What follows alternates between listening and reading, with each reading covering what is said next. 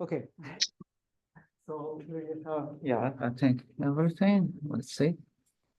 All right. Okay. Um,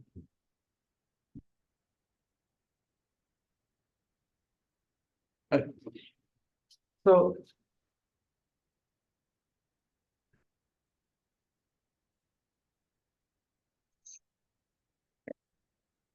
okay, so I'm gonna try to make a attempt to see if I can have also post a recording of this lectures.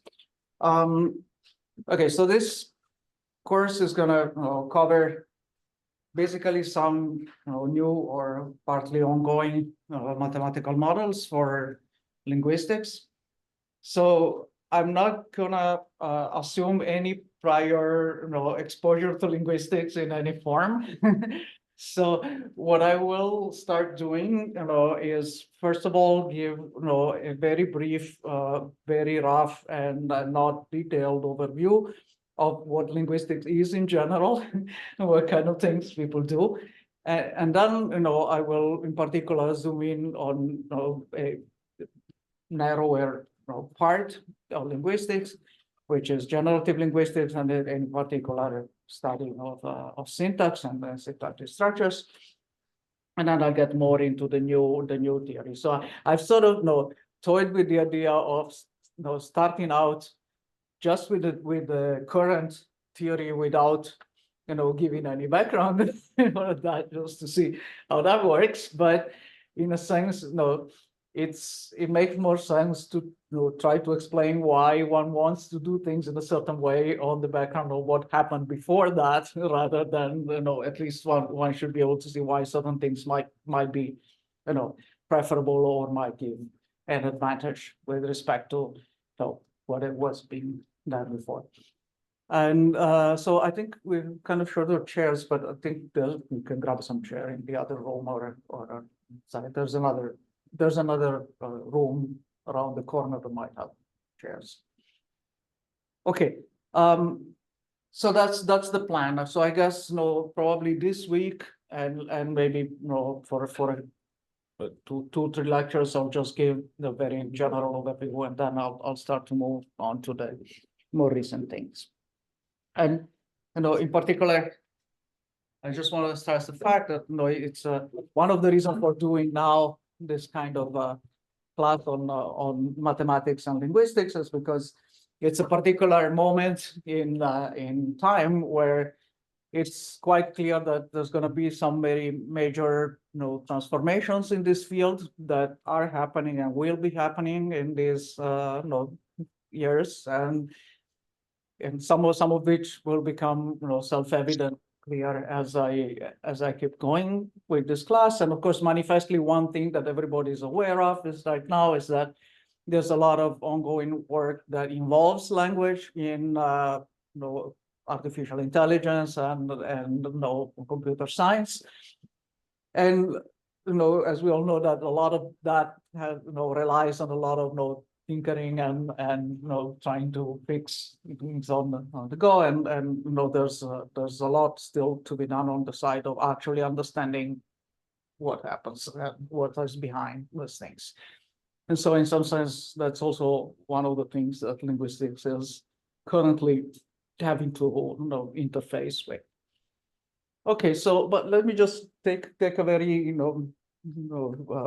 far side perspective, as you just in general what one means by linguistics. Of course, linguistics is in a sense the scientific study of language, and there's one important thing to mention is that when one talks about language, there's a difference between talking about language and talking about a language. Okay? It's in a sense the same difference that if you say what is life as opposed to saying what is one particular organism, and this is the way in which one should understand the difference when we talk about language and linguistics. And one thing also is that the focus one talks about language in linguistics is natural language, meaning languages that are spoken by humans or that are right now, in some sense, being implemented in machines, but is not, other kind of language like formal languages, programming languages. So this will, because sometimes some of the tools that are used in linguistics to study human languages can also be adapted to other settings of study, right? Formal languages, programming languages, but the goal is in a sense to understand what is the structure of human languages. And the main point of view that I want to stress is that language is some kind of structure. And one of the goals is to understand what kind of structure it is. And so in some sense, this is the reason why one expects that this is a field that in questions that can be approached using mathematics and computationally, because that's, well, what one encounters when studying many other kinds of structures. And in a sense, the whole purpose of mathematics is to be the study of structures. And so, that's what we want to do. So languages, we all speak one or many, or or a combination of several ones, depending on the time of the day. And but there are lots of languages in the world. And the larger, so these are some of the list of some of the language families in the world. And the largest language families in the world, the Congo languages and the Austronesian languages. And many of us, of course, well, all of us, since we're here speaking English, are familiar with the family of Indo-European languages, which is, however, it is one large family and is, however, much smaller family than several of these other ones. And the list is kind of long, and there are, a large number of these families, each one of them consisting of many other languages. What exactly constitutes a family is, of course, an object of debate and the study. And there's a lot of linguistics that goes into trying to understand how languages are related to one another, how they historically developed in certain ways. The distribution of languages around the world according to these various families that I mentioned is also kind of interesting. There are languages of certain families that you find in places where you wouldn't expect to find them. And like the language of Madagascar is actually one of the Austronesian languages, not one of the Congo languages, like the one of the adjacent regions and so on. So it's there's also interesting historical questions about how the geographic distribution of the languages happen to be the way it is. And when it comes to relatedness, we know certain, for example, this is the Indo-European language family that we're all familiar with. And within that, there's also a lot of still open questions about especially regarding what happened to be the early branches of the Indo-European language tree. There's still a lot of unsolved problems in historical linguistics, which is the part of linguistics that deals with trying to understand the historical development of languages. And so what are the kind of questions that one asks? Well, the question that I will focus on a lot in this class is trying to understand what is the kind of fundamental generative and computational principle that allows for all this richness of human languages and for this infinite possibility of sentence formation that is in all different languages. And what are the constraints and rules that govern this generative process? What kind of principles like structure and organize the diversity of linguistic form that we see across all the various human languages, like what are the things that are common and the things that actually diversify the structures that we see. I mean, the thing is that languages that can be extremely different from one another, but not arbitrarily different. There's some common structure that exists in all known human languages. And of course, other questions that linguists are interested in, how this kind of computational process of structure formation that we use in forming sentences is actually realized in the human brain. So what is like the neuroscience counterpart of the structures that one can study, and theoretically and empirically, and how is language acquired? We all learn at least one language when we are very small children, and there's a phenomena that linguists call it the poverty of the stimulus. The fact that one quickly acquires a language as a child on the basis of very few examples, and is very quickly able to generate fairly complex syntactic expressions, syntactic structures on the basis of much simpler and very few examples that one has been exposed to. So this, if you want, you can contrast this with what is happening nowadays with artificial intelligence, where there is like an enormous corpus of data that is being fed into the training of machines that are supposed to produce text language, and an enormous amount of parallel computing that goes into doing this training. And somehow, this is a highly complicated process, as we see when we try to have a machine do that. But our brain is so predisposed to the production of language that on the basis of a very minimal kind of input, this starts to produce things that are more complicated than the input that it gets.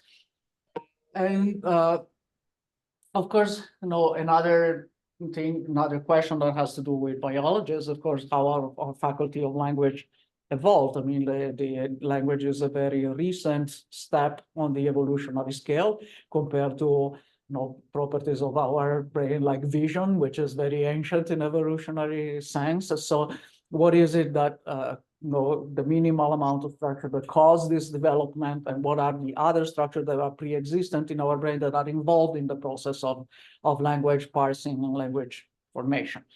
This is, for example, to do with how language with semantics, in the sense of how we are parse for meaning in sentences, and how that relates to other ways in which we parse for meaning, like our visual system parse for meanings in visual scenes, for example. Is that related? Is that different? And also how languages themselves change dynamically over time. We see this branching of language families, which we are all familiar with the fact that in the Indo-European language family, there are like ancient languages that are very well recorded, in terms of text, and one can see the change of language, keep track of the change of languages historically, and what are the rules, or what is the dynamics that underlines that change. Okay, so these are like many of the questions, and then there's another fact that sort of roughly subdivides various branches of linguistics, and it's based on the idea that you can view language at different scales. It's like with physics, right? There was this very famous maybe powers of 10, where you keep zooming in or out, and you look at physics at very different scales, and it looks very different. And in a similar way, you can look at language at different scales, and the main scales at which people look at languages are the small scale structure is phonology, where the basic units that you're looking at are the units of sound that can be combined in forming words. There's an intermediate scale, like the mesoscales of linguistics, which is morphology, and they are the main units that you look at or measure is words. And so you're looking at how words are modified in languages. And the large scale structure of language, as borrowing the large scale structure of space-time, is syntax, where your basic unit of measure is sentences. And so most of what I will talk about in this class is studying the large scale structure of language. And of course, there is another level, which is in a sense global meaning. So how we use language to convey meaning. So how we encode and decode meaning out of linguistic expressions. So syntax, as I said, is the large-scale structure of language. It has the property that it's a very robust aspect of language. For example, when languages interact, the lexicon, the words that the language use, are a very flexible aspect of the language. I mean, words are borrowed and exchanged between languages extremely easily. They circulate between languages, they change very quickly over time. But syntax is an extremely robust invariant of a language. It doesn't mean that it does not change over time, and there are very interesting phenomena that tell you how syntax has changed in languages out of the effect of interaction between different languages, but it's a very robust quality. And so interaction is slower, and it's something that is much more characteristic of a language. And if it is largely responsible for the compositionality of language, the fact that we can have expression nested inside other expressions, and we can have the possibility of actually encoding complex meaning in language. So as I said, the analogy, right, is this. In physics, when you look at a universe at different scales, you also in particular expect that you will end up using different mathematical methods and different mathematical models depending on what scales you are looking at physics, right? You expect to see Riemannian geometry if you're looking at general relativity. You expect to see Hilbert spaces, and if you're looking at quantum physics. And of course, there are things that will connect different scales. You expect that if you are in the early universe or in the black hole, or gravity and quantum physics will have to interact. But no, so in general, you expect that every scale will have its peculiar kind of mathematical description and mathematical modeling. And the same is actually happening with linguistics. Depending at what level you're looking at what scales you're looking at language, you also will need to use different kind of mathematical tools and different kind of mathematical structures to understand that. Okay, so I'm gonna, what I'm gonna do is just give a very, very rough, look at these different scales, which one considers language. And then, as I said, for most of the class, I will then focus on syntax in particular. So I said that, well, let's start at the small scales. So phonology deals with sound structures. You have certain basic building blocks, which are the phonemes that a certain language uses. And the physical aspects of how these phonemes are produced in the human voice is to do with what's called phonetics. And many languages have, in addition to phonemes, have a kind of tonal systems, which I'll say something about in a moment. There's certain so these are like the descriptive aspect. So the descriptive aspect is you look at different languages and you try to understand what are the basic sound structures, what are the basic rules for combining these sounds. And then, of course, there's some kind of theory or generative theory about how these different aspects of the sounds can be combined and or can be modified and combined, and whether they satisfy certain constraints of optimality and so on, they can be reproduced or modeled. And morphology, as I said, has to do with words. And then, so this is the level at which you normally encounter when you pick up a grammar of a certain language, right? You pick up a book that summarizes the grammar of a certain language. What it typically does is telling you how words are modified in a given language, and have various kind of word formation, how you inflection of nouns and verbs, and you have also a kind of collection of all the idiosyncrasies of that particular language, will be irregular forms of something. So morphology is kind of like the classical way that people have been studying languages for a long time.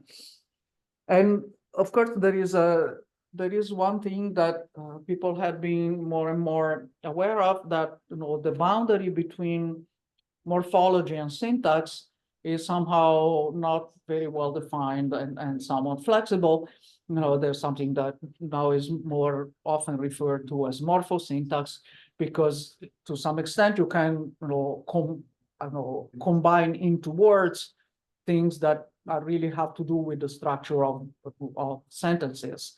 So there's somehow a kind of flexible boundary. You also see, for example, that languages that have a lot of morphology, like a lot of cases and so on, they tend to have more flexible word order in sentences than languages that are poor in morphology. So the interactions between morphology and syntax has a lot of interesting aspects.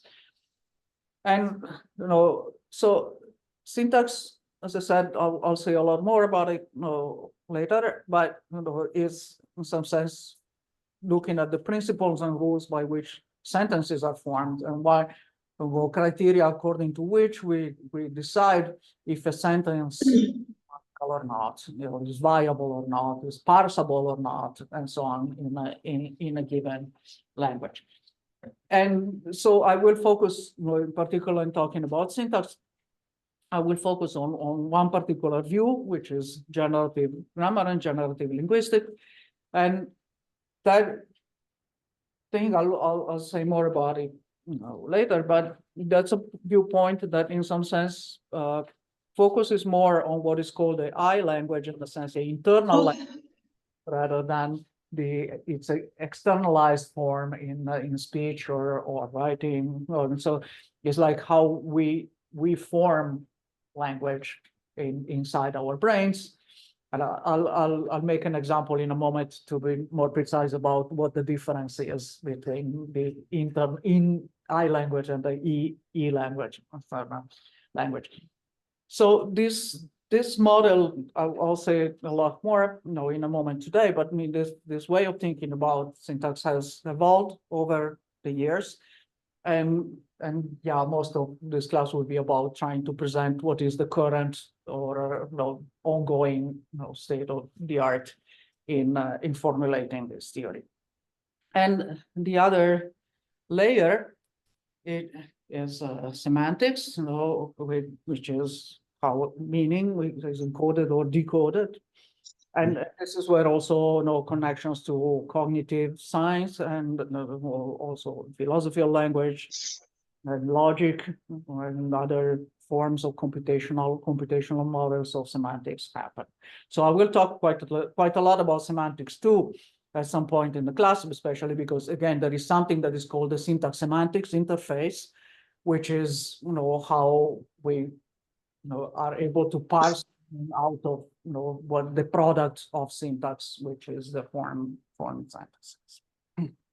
Okay, so since I say a few things that I will not come back to later, so I'll just give a little bit of the background on the things that we will not discuss any further later in the class. So what about phonetics? There are the use of sound, the basic sounds that are used in across languages can vary a lot. There are languages that have a very short supply of phonemes that are used in the formation of words, and there are languages that are extremely rich in phonemes. So they goes from about 10 in the smallest case to almost 150 in the largest cases. And these sounds are somehow mapped according to certain traditional descriptions that have to do with the position of our mouth as we pronounce these sounds. So there are certain charts, which I'll show in a moment, that somehow classify the different type of sounds that our mouth can form.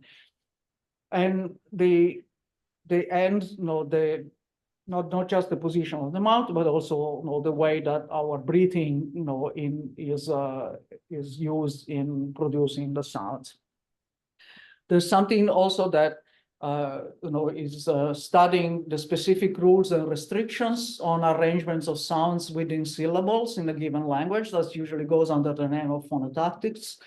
And there's some very interesting things that can happen there in different languages. Certain sounds are, for example, barred from accompanying certain other sounds. There are these very interesting phenomena that are called harmony, where certain sounds are modified in language when other sounds are present or absent. And various languages have very precise rules on how this type of sound formation happens. So as I said, the various phonemes are classified, according to the shape of our vocal organs, in various ways, the positions of the tongue and the mouth. There's a kind of international, so since all different languages will necessarily use a lot of different alphabets and a lot of different conventions about how words are pronounced, there's a standard phonetic alphabet that is used to compare the pronunciations across different languages. It's called the IPA. So when you encounter words, they're usually accompanied by this commonly agreed on chart of how the sounds are expressed. And there's several charts. There are, again, for the vowels, there's a scheme that kind of represents where the position in the mouth, where the air is when the vowels are pronounced. And for example, this is the way that the vowels of English are charted in this type of standard coordinate frames of phonemes. And there's, as I said, in addition to the different kind of sounds, there are many languages in the world that are tonal. So in addition to the sounds, there are tones. In fact, most languages in the world are tonal. We just happen to be in one of the deficient language families that do not use tones. But the standard thing in most languages is to use tones. There are different kind of tones. There are mainly two different kind of tones. There's a register tone system, which is, for example, typical of the major Congo languages, where the tones are distinguished by the pitch. And there is a contour tone system. That's a typical one of Mandarin and the Sino-Tibetan language, where the tones are distinguished by the shape rather than the pitch. And there's a lot of languages that combine both the pitch and the shape, like Cantonese is the most widely known one that has both of these tone systems combined. And it's important to keep in mind that it's not just that the tones, as in the famous example in Mandarin, the tones don't just distinguish different lexical items, but they also encode grammatical aspects of the language in a lot of languages. And there's other kind of what are called suprasegmental aspects of how tones and contour tones and level tones are expressed in this general way of describing sounds in languages. Is IPA. This is approximate. This is still approximate, right? Yeah, so it kind of captures most of the cases that are known in various languages. But of course, when you have combinations of different type of tone systems, it's and as I said, there are other kind of one of the interesting aspects of knowledge is that there are these long distance effects in words, and there's apparently there's like no clear bound to like how far of a long distance structures you can happen to have. There are these changes of sounds in words that are caused by the presence of other sounds. And vowel harmony is the most famous one. It happens in various languages, Turkish, for example. And there are other similar things. I mean, I recently heard the talk of someone who was studying these things, mentioning that in some of the Native American languages here in California, you have this, for example, this rule that you can never have in the same word an S and a sh sound. It doesn't matter how far apart they are from each other. So there are rules like this that govern like long distance effects inside words. And so there are kind of ways that one tries to model all these different effects that happen in sounds in words. One of them is, for example, this method of the segmental phonology. This is not particularly new. Assign certain variables and binary variables to describe all these various combinations of effects, sound effects and tone and pitch effects, and in a certain form. And then one can look at structures that keep track of the interaction between these different effects. And there's some kind of geometry of the possible interactions that one can see and study in different languages that can be realized explicitly in these terms. So you can see some various symmetries and transformations that are possible in various features in this way. So I will not cover this, but I wanted to mention this fact because we will see more and more that one identifies various kind of interesting structures that govern how various parts of language are put together, and that's how looking at how these structures can be transformed is part of what allows us to understand how language is formed and how it's used. And one thing, so there are other things that, for example, try to study various forms of optimality properties, that the way that the sound system in languages functions, and it's a kind of a dynamical system, description of some aspects of that. One thing I wanted to mention, so this is an example of some very recent work in phonology. This is just from last year, where one can see what kind of mathematical tools are applied to the study of phonology. In particular, there's some classification in terms of that encode various type of phonological patterns in terms of semi-groups and formal languages, and one can describe these phonotactic patterns, for example, harmony and how long distance effects that happen in various languages in terms of this type of semi-groups and string-to-string transducers. So I recommend, if you want to look at some aspects of how mathematics is used in phonology, for example, to look at some of these recent papers and see what people are doing with this. And so morphology, as I was saying, is sort of more like this classical type of grammars that we all study when we learn languages as adults, and what various rules about word formation, various kind of lexemes, which are essentially like your vocabulary items, words abstracted from all the various possible forms of the same, so kind of word stems, right, that then are take on various different forms according to grammar, and various rules, inflection rules, conjugation of verbs and inflection of nouns, and various rules about word formation that allow you to combine different lexemes in single words. And there's of course, word formation is usually either a system of prefixes and suffixes that modify a certain word stem, or is just a combination of different word stems in one.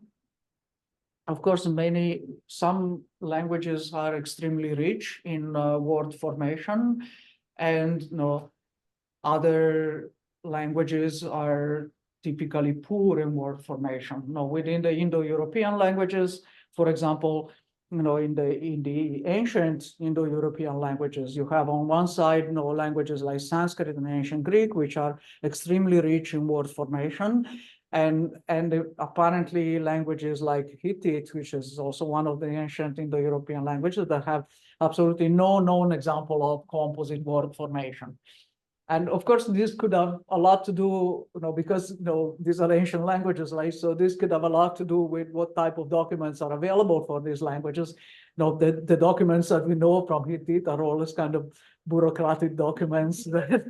Most of the documents we have from ancient Greek and Sanskrit are poetry. So, are we really comparing the languages, or are we actually comparing many different uses of language? But in ancient Greek, you encounter expressions like "Rhododactylos Theos," which is a famous verse of Homer, the dawn with the rosy fingers, which is kind of a very nice composite word. But of course, this what you expect to see in poetry. It's not what you expect to see in in a trade contract about selling a piece of land. And so in the same way, right, some languages are extremely rich in the forms of, modification of words, and some have very little of that. And, the other aspects of morphology, include the breaking down of words into the minimal, smallest, grammatical units, like roots and various affixes. The fact that you can have different morphemes that play the same grammatical role. For example, in English, you have 3 different ways of making a negation in a language, and they all derive from different ways, but they all have different origins, and they all can play the same grammatical role. You have different ways of forming plural and so on, right? So these are all part of what morphology in general studies. And another thing that distinguishes languages from the point of view of morphology is how analytic or synthetic they are. So languages are very analytic if they have like a small amount of inflection, and word order tends to be more rigid. And they have fewer like morphemes per word, right? And so there's words are kind of like more isolated pieces, right? And among the more analytic, you find languages like Vietnamese, for example. And the languages are more synthetic, the more morphemes can combine in words. You can form, like, in certain modern languages, you can form very long words. Like in German, right? If you say that's a voting notification, it just becomes a single, word. Or if you're talking about a landmark in Russian, is like something that is worthy of being noticed, right? That's how it works. And at that extreme, you have again, a lot of languages in the world, actually a large part of languages in the world, not the ones that we are normally using here, but are polysynthetic. And polysynthetics really are languages that combine entire sentences into single words.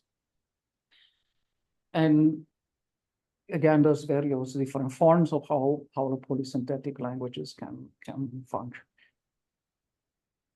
But one thing that one already sees in morphology is the fact that you have certain ways of combining pieces that follow certain structure, right? For example, if I take a word like unfriendliness, this is obviously a composite of different things, but it's a composition that happened according to a certain rule.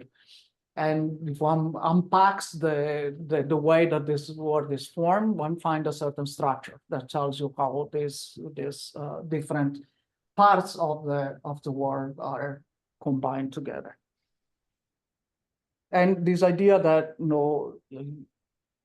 language sort of hides all these more structured levels of unpacking the information. One sees it here about morphology, but it becomes very crucial in syntax. So another part, of course, that is typically grouped together with morphology, the morphology is lexicology, which is, the actual classification of words, and, the kind of identifying like the lexical unit, the idiomatic expressions that are multi-word, but they function as effectively as a single word, the etymology of how the history of words changed, the use of words changed, how words are borrowed and shared between languages and so on. And it says, so these are kind of the aspects of language that are more traditionally studied in the old grammarian type work. And syntax is, as I said, more the large scale aspects, and where the units of structure that you're looking at are, the scale of sentences. And, you understand, the principle that governs sentence structure and sentence formation, both within a language and across languages. So, what is it that is peculiar to a particular language, and what is it that is actually universal across languages? Interestingly, although, as I said, most of the study of language traditionally was focused on morphology and lexicon, the study of syntax as a main structure of language is very ancient. One of the first attempts to a scientific study of language was in India in the 4th century before Common Era. Panini was a grammarian of the time, and the first one who systematically studied the Sanskrit language from the point of view of breaking down syntax into constituent parts and rules of composition of language. In the ancient Greek world, there was a certain amount of work of a grammarian, primarily Dionysius of Thrax, but this notoriously focused much more on morphology than on syntax. So in a sense, this crucial focus on syntax that was there in the Sanskrit got somehow lost for a long time and resurrected in modern theory. So the Saussure was one of the main, scholars of modern linguistics, of structuralist linguistics, was actually inspired by the Sanskrit work. The work of a grammarian and about Sanskrit and in formulating structuralist linguistics. So there was like a huge step back into recovering the old work and formulating the modern language. So the modern syntactic theory that I mostly will talk about is actually following the period of structuralism, and is the part of linguistics that, as I said, goes generally under the name of generative linguistics. And it is focused on I language versus E language, so that kind of internal mental language, as opposed to this kind of community-based shared record of language, and on understanding our judgment of grammaticality. What is it that makes us decide when a sentence is well formed? And the rules the production rules for generating grammatical sentence, and in some senses based on a kind of working assumption that we have built in our brain. There is a kind of syntax calculator, something that allows us to make this kind of construction of syntax regardless of which specific language we end up learning. We know that there's nothing that connects us as specific human being to one or another particular languages. People of different ethnic backgrounds can learn any arbitrary language. It only matters which language they are as children when they are in the process of language acquisition. So there is like a common that our brain handles language, which is independent of which specific language we end up learning. And so there is something that can be studied in itself as our faculty of language, which is, you know, universal, the human and specific language independent. Okay, so as I said, no, this idea about a universal grammar is a working hypothesis. There's many people have over the years put out the question of whether it's a falsifiable theory or not. In a sense, we do not have at present a neuroscience counterpart for this universal grammar hypothesis. So in that sense, there is no like neuroscience experiment that you can run at this stage to test whether this is a valid hypothesis or not. And so it is assumed as a kind of working hypothesis behind, you know, how you think about language. Okay, so let me get on to the next set.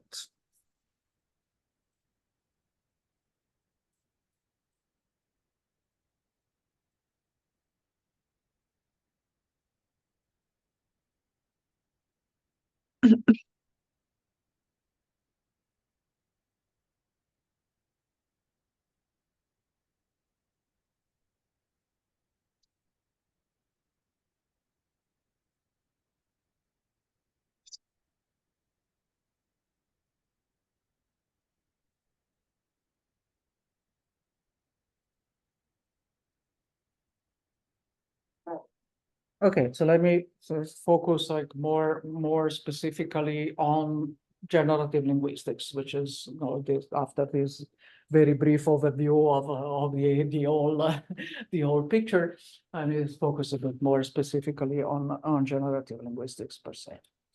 So this particular field of linguistics has at this point a pretty long history, but you know, of course, there've been a lot of people working in this field over the years, so you know, who have, you know, contributed significantly to the field. But in itself, it was, you know, initiated and developed by Noam Chomsky starting in the early 50s, in fact, 40s and early 50s.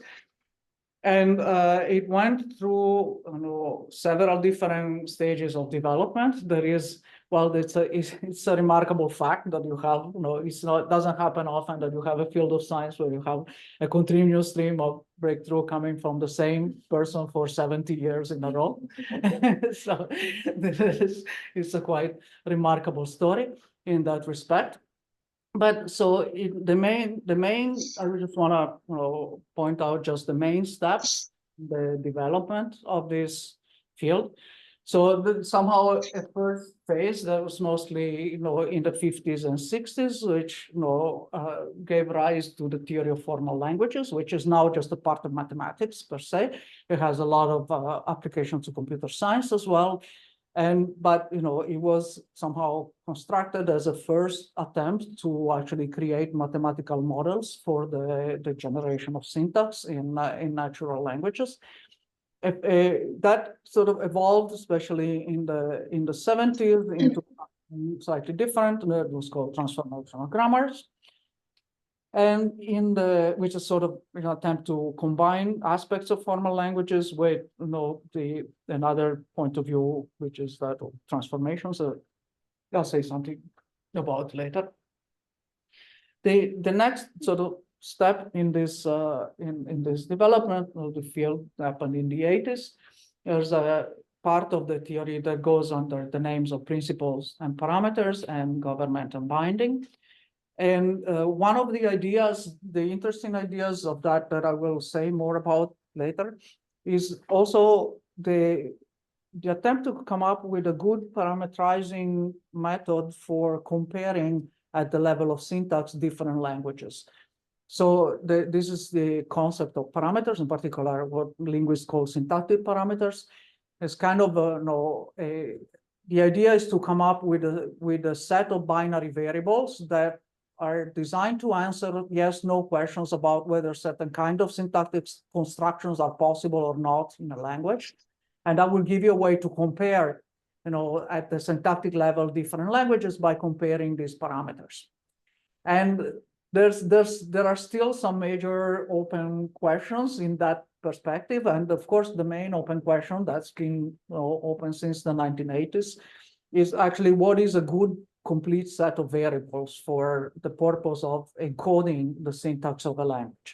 There's a few hundreds of these, 0-1 variables that are known and classified by linguists. But it's also well known that they're not independent variables, and know that some of them affect the others. So there are lots of relations between them. There's relations that are explicitly known to linguists, and there's relations that are visible in the data, but not explicitly, whose functioning is not explicitly understood. And so because of that, it's clear that the actual number of independent variables should be much smaller than the ones that are currently used. But so this is a mathematical question per se, right? What is a good set of variables that can actually classify the syntax of language and allow for comparison between different languages? So I'll come back to say something about that later. And government and minding is a sort of series of syntactic rules that one can use to test the grammaticality of sentences, and I'll also say something more about that later. But somehow starting in the early 90s, there was a kind of further conceptual change in the field, and the idea was to kind of try to simplify the description of how the generative process of language happens. And in some sense, one of the questions, right, is where the one I mentioned before, the fact that language is a fairly recent evolutionary development, and in evolutionary scale, it happened in a really short amount of time. And for that reason, it shouldn't depend on a large number of changes that had to happen, right?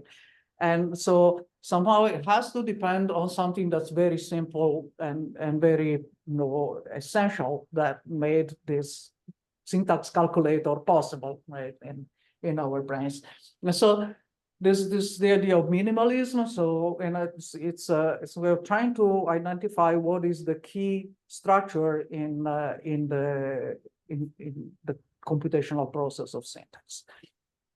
And this, in turn, underwent a further, redevelopment in these past 10 years.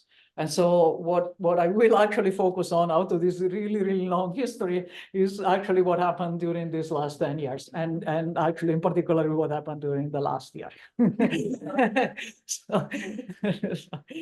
Okay. But in order to do that, what I will do is go through, again, like I did, a very, very quick overview of the other aspects of linguistics that I'm not going to talk about in this class. I will do a very brief overview of the other aspects of the theory of generative linguistics, of the history of the theory of generative linguistics, that I will not talk about in this class, but that somehow serve as a kind of background to understand why one wants to modify or try to present the theory in the way that I will talk about later. Okay, so here's some of like the very, very general aspects of the idea of generative linguistics. And okay, it starts from this observation that language as is produced by the human brains is a complex and a very highly structured phenomenon, and one wants to be able to try to model the production, acquisition, and parsing of syntactic structures. And again, the main focus of generative linguistics has always been on syntax, but this doesn't mean that the same methods and the same kind of models have been also adapted to use in phonology and morphology and morphosyntax. And there's some kind of like generative models of semantics as well. And so I will kind of occasionally mention some of these things. But I mean, the key question is like, what is the fundamental generative process of language? And that's called the generative grammar. A model for that is what is called the generative grammar. So here, I mean, the word grammar is not meant in the same way in which it's traditionally meant, right? The word grammar means like this grammar book that has to do with like describing the morphology and all the idiosyncratic peculiarity of a particular language. This, in some sense, is like the opposite view. Grammar is like a computational mechanism or a computational description that should be giving you the underlying model that is behind the difference between, is prior to the difference between languages. Okay. And of course, this brings up some very general and somewhat philosophical kind of questions. Like, what does it mean to model something? Right? And what does it mean to explain? This is sort of, in a sense, a fundamental question about what is the nature and the purpose of science. And it's not a, of course, one could have like a whole, philosophy of science, class just discussing these questions, which I have no intention of doing.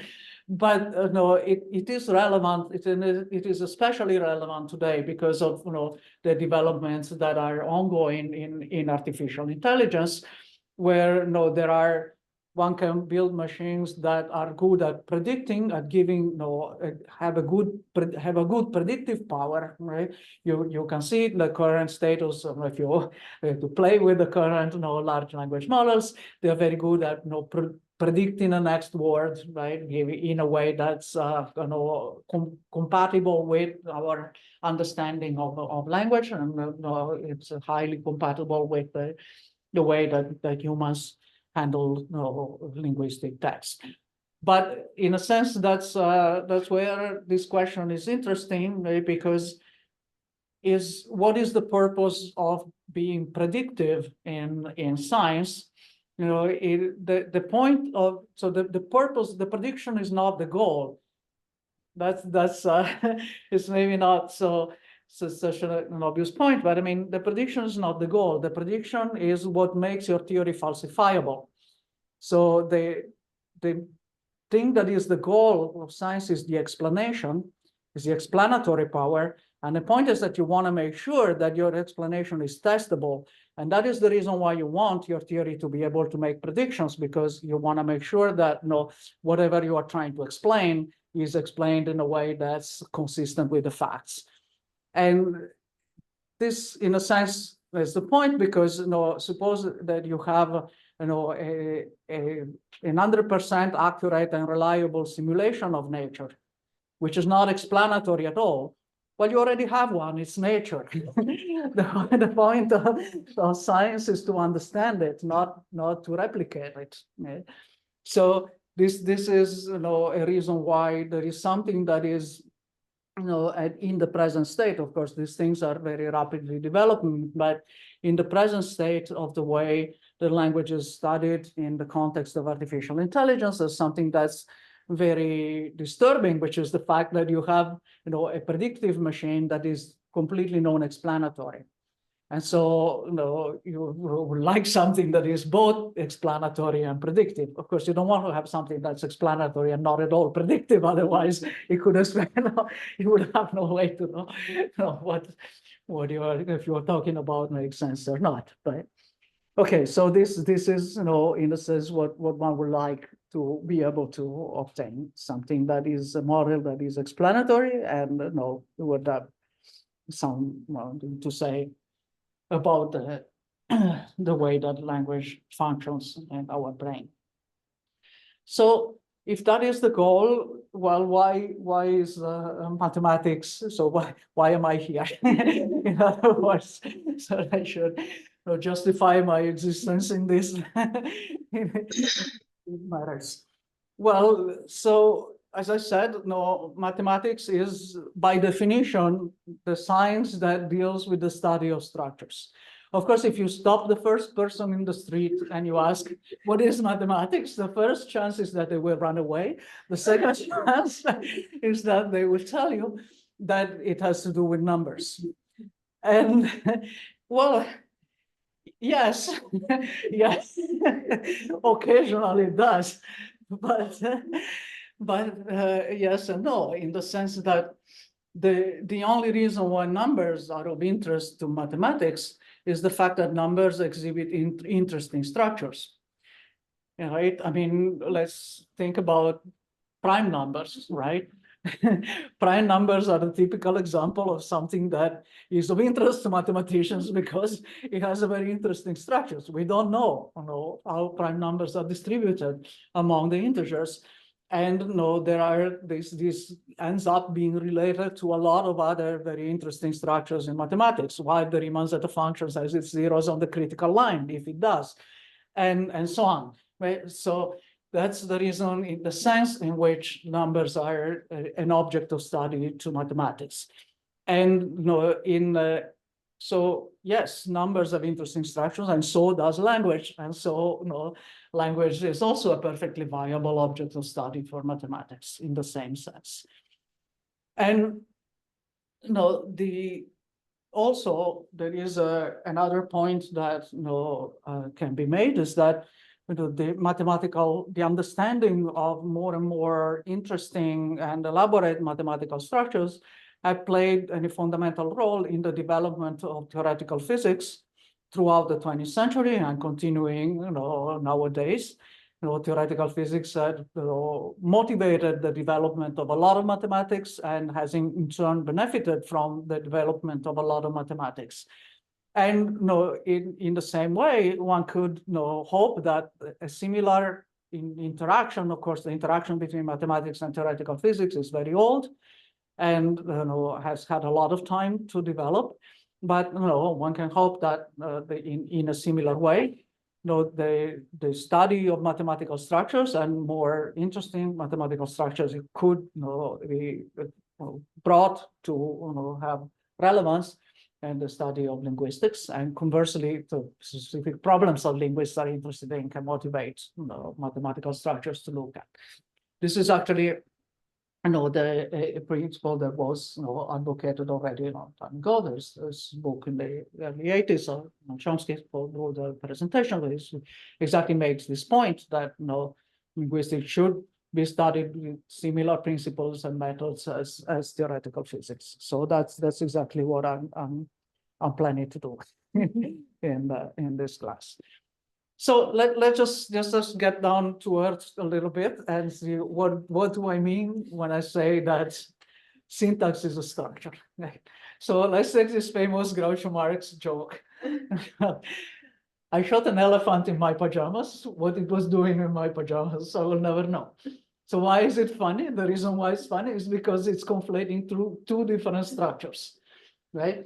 And there is one of them in which in my pajamas is modifying a noun phrase, which is an elephant.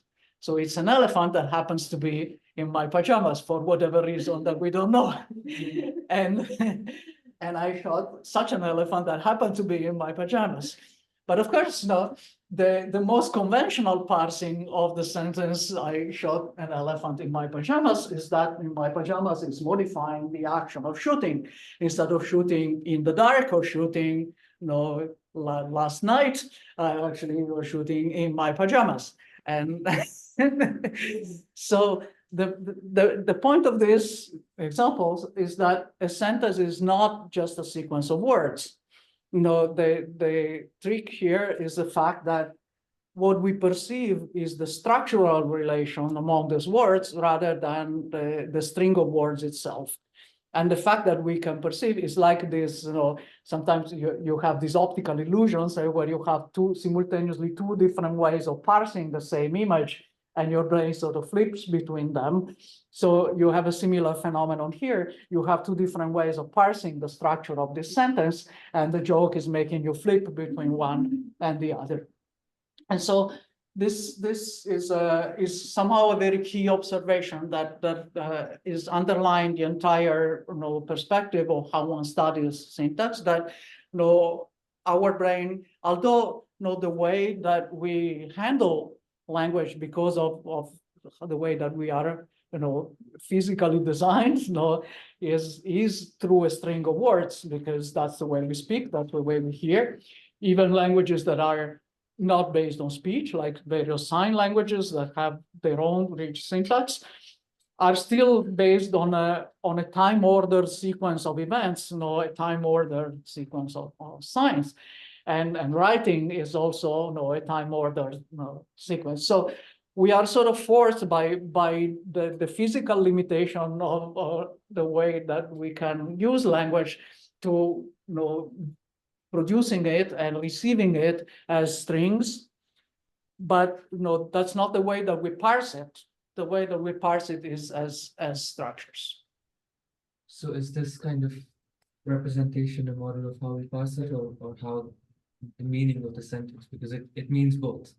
So is it some kind of combination of both of these? Right. So you could say that if I'm only given this string, right, I have two possibilities. I have two possibilities for parsing this sequence, and they correspond to these two different structures. If I give you the structure, then that makes it well defined. I mean, it's another example like this. If I say I saw someone with a telescope, again, you have two different parsing of what this sentence means. And again, they correspond to two different tree structure that have, so sometimes the point is that when you are at the producing end of language, you kind of, your brain builds a structure and then you externalize it as a string of words.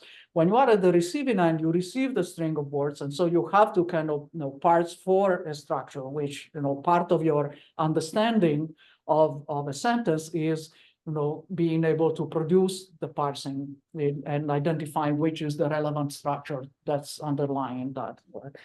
And it's interesting that there's a lot more information, right, in the structure. So it's kind of, you're trying to like solve this type of inverse problem where you're only given this flattening out of the structure into the string, and you're trying to construct the part that has been projected out. And this is, in a sense, why, again, coming back to what is happening now in the context of artificial intelligence and so on, all the functioning of I'll actually talk at some point about, the large language models, how they work, and how this is related to our understanding of how syntax works. But, these structures handle strings. So they're designed to only handle strings. And so, but because they will have to produce text, right? They will have to somehow manage the calculus of syntax. And so the part of the process that the machine has to do is trying to at least partially solve this inverse problem of constructing the computational mechanism of syntax only out of this data of strings.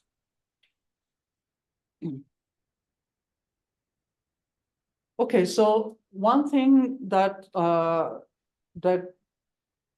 I'm gonna like now go back to the beginning of the story of generative linguistics, and so I'll start out to say how the theory of formal languages came into the field, and why that was for some time a way of thinking about the generative structure of language.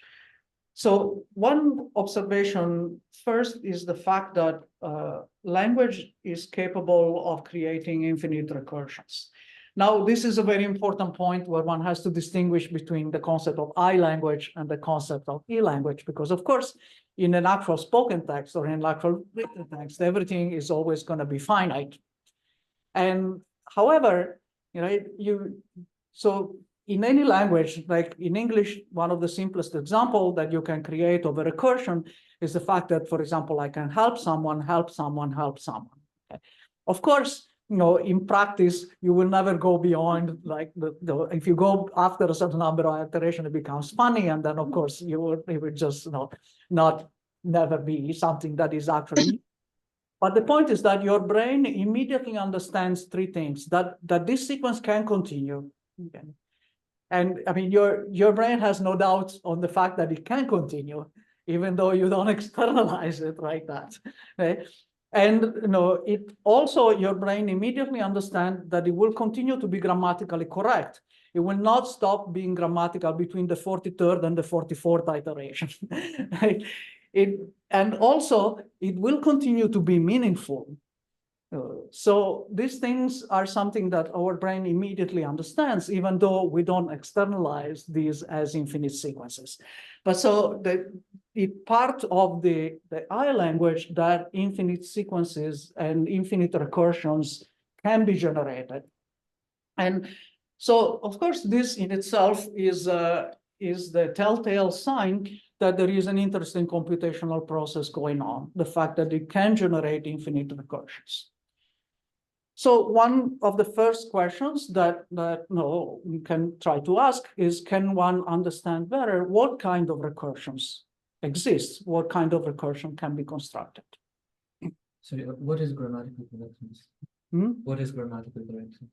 In the sense of how do you know that it remains grammatical? Or? I mean, are you just using it in the colloquial sense, or? Yeah. So at the moment, I'm just saying, like, you kind of, I mean, I'm just saying that your brain, has this when I say, okay, you can make a recursion, like you can help someone, your brain immediately understands that if the first 2 or 3 of these iterations are grammatical, they will not stop being grammatical if I add another one.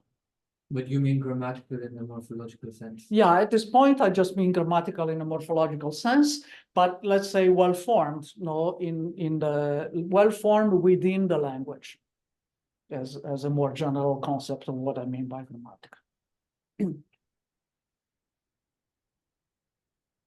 Okay, so this was this observation about the existence of recursions, sort of the early motivation for the development of this theory of formal languages. So formal languages are a mathematical theory that describes strings of words as produced by certain kind of computational mechanisms, so by various classes of automata. And different classes of, so there's a classification of types of formal languages and a corresponding classification of the type of automata that can compute this type of formal languages. This is one of the first main theorems in the theory of formal languages, and it's called the Chomsky hierarchy. And the thing that relates this classification of formal languages and automata to the point of infinite recursions is that different kinds of recursions are possible within these different classes of languages. And then, of course, these classes of languages, in this formal sense, they don't just include human languages. In fact, most of these examples in these classes are not human languages.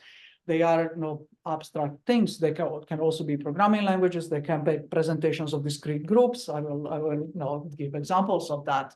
There's actually some interesting theorems on what type of formal languages you can obtain from discrete groups.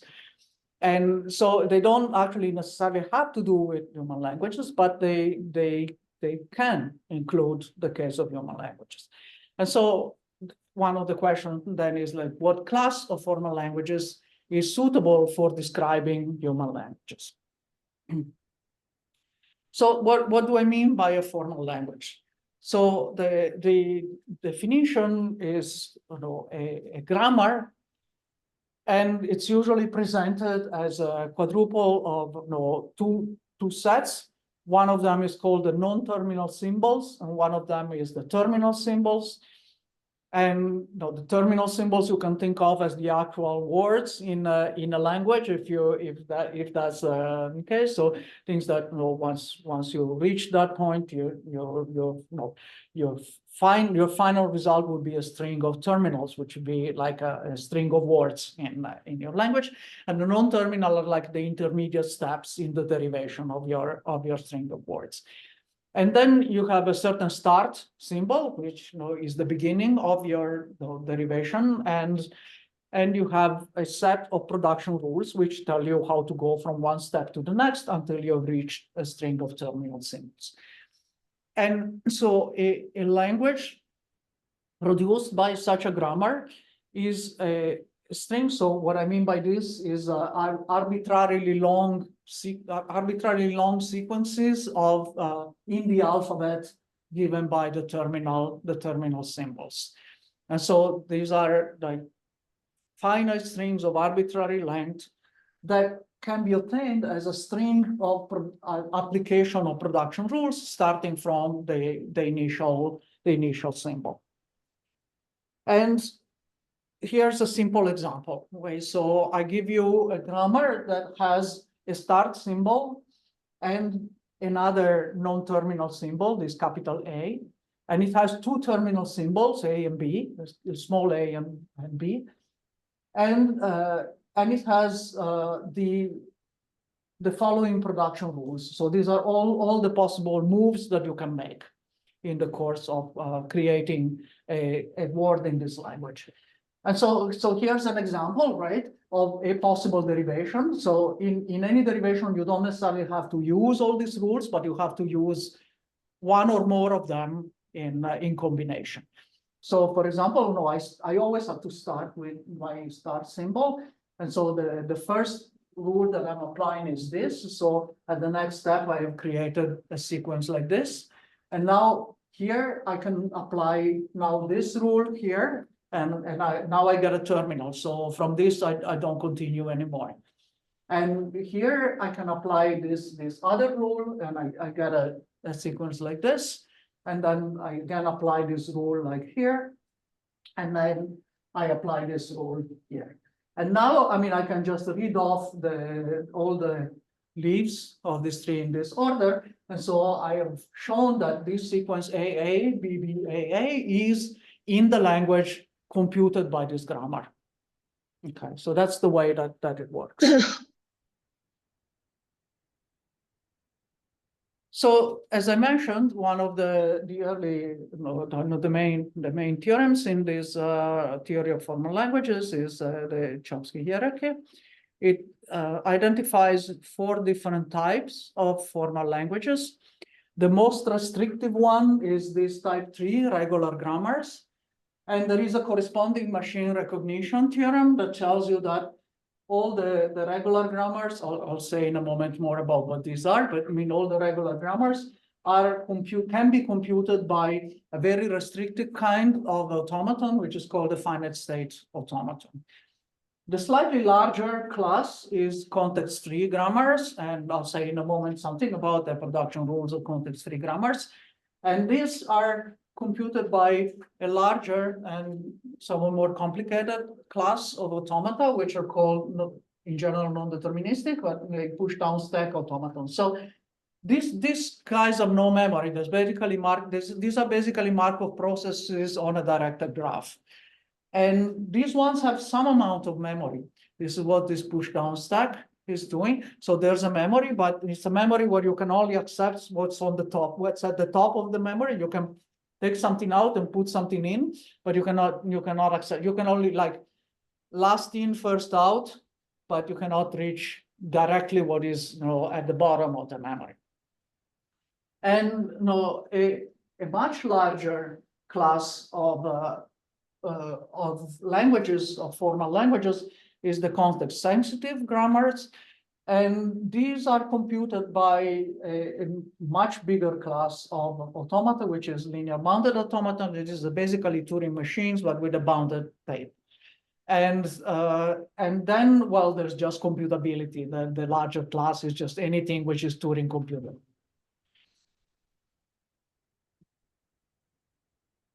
So let me just say, I'll come back. I'll give you more detail. I'll just give like one more lecture on the whole theory of formal languages, because that's something useful to know about, regardless of the specific application to syntax, because they're used in a lot of other fields, especially in theoretical CS. But so I will say more in detail. A lot of things about this theorem, but let me just say something about the difference between context-free and context-sensitive production rule. So context-free, what the name means, right, is that if I have a rule of this form, I can replace a non-terminal symbol with something else, which can be some combination of terminal and non-terminal. It means that wherever I see A, I can apply this rule. Context-sensitive means that I can apply this rule only if A happens in a certain context. So it's something that is not just seeing the local application, but is seeing some kind of window around it. And that is going to tell you what, so it has some local conditions, but are not just point-wise conditions on when you can apply it.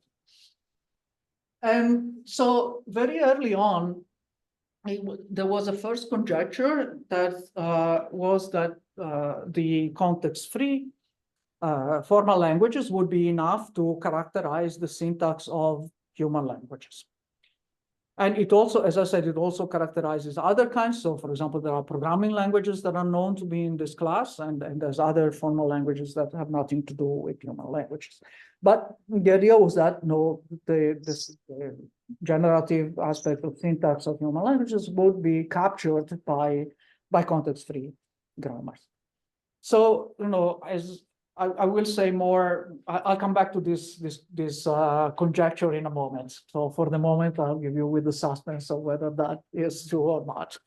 And let me just say, I will talk more about this, but I'll just say a couple of words about these various automata that compute this kind of formal languages. So as I said, a finite state automaton is really just a memoryless walk on a directed graph, and where you can start from an initial state, on your automaton, and you have a choice of certain moves that you can make by following the arrows of this directed graph, and then you read off the labels on these arrows, and this gives you the words that are computed by that language. So, any arbitrary path in this directed graph is a word.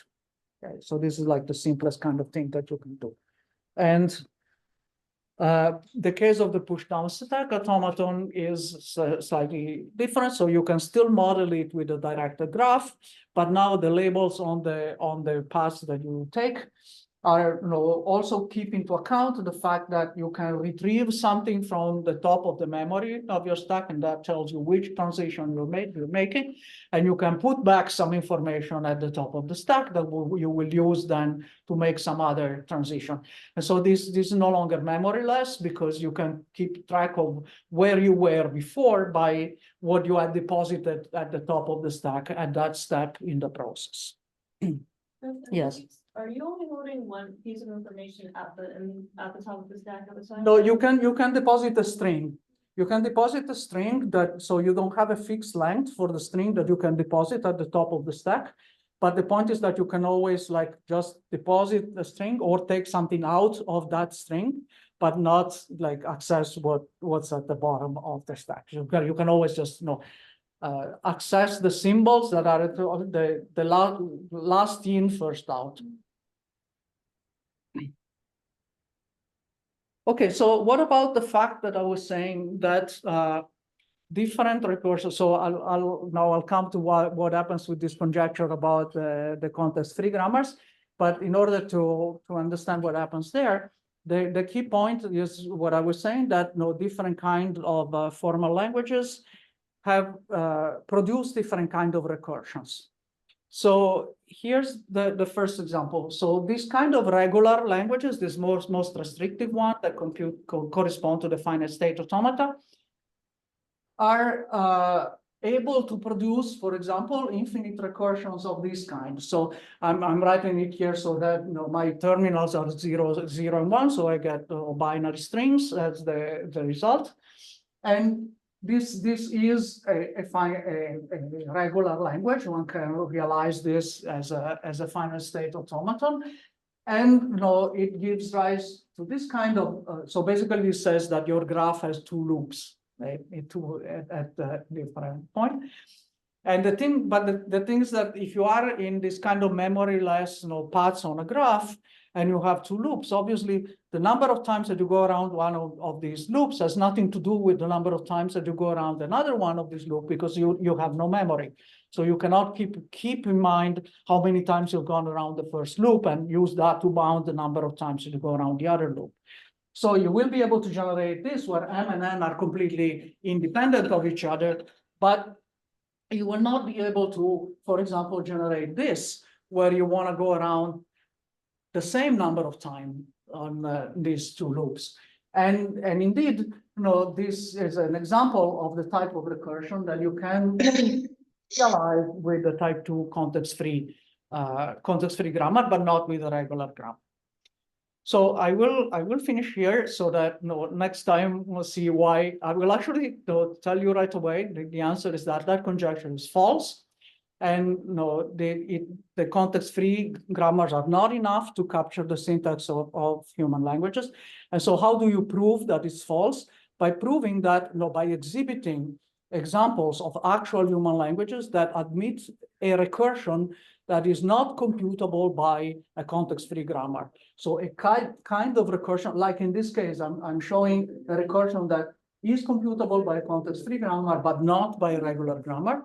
So I'll show you next time a recursion that is computable by a context-sensitive grammar, but not by a context-free grammar. And that actually occurs in, well, the first examples that were identified were Dutch and Swiss German, in which there is such a recursion. I'll show you why. There's that, and so that shows that, that exhibits by counterexample the fact that the conjecture is false. Okay, so I'll finish that next time. Having Dutch in the counter exceptions. Thank you.